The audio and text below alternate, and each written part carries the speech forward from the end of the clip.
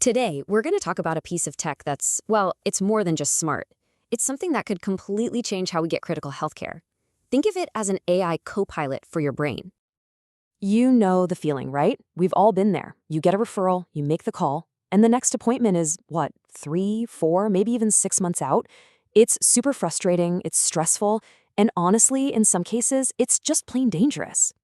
Because look, when we're talking about the brain and the nervous system, things like epilepsy, movement disorders, or even cognitive decline, time is absolutely not a luxury. A delay of just a few months can be the difference between a treatment that works and a much, much worse outcome. So why the crazy long wait? Well, here's the number at the heart of the whole crisis, and it is a staggering one.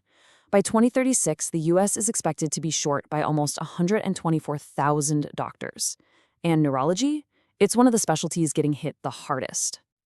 This massive shortage creates what you could call a neurological bottleneck. It's an access crisis that has a very, very real human cost. Let's dig into what that actually looks like.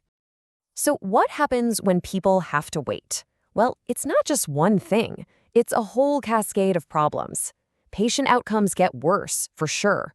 People who can't get an appointment end up in the ER, which is way more expensive and not the right place for this kind of care.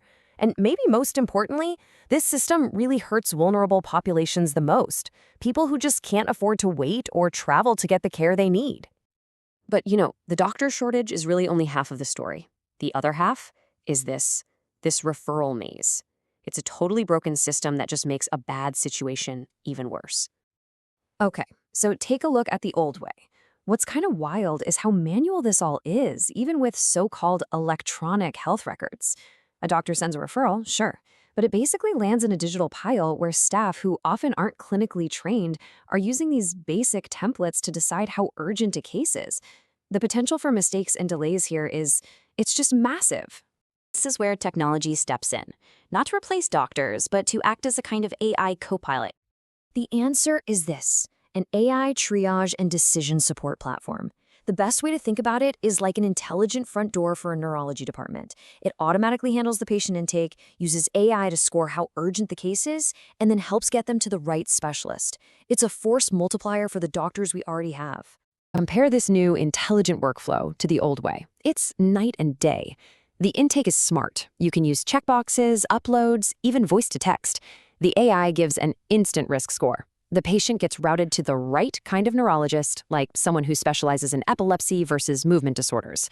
And here's the most critical part. There is always a human provider in the loop to review, edit, and sign off on everything.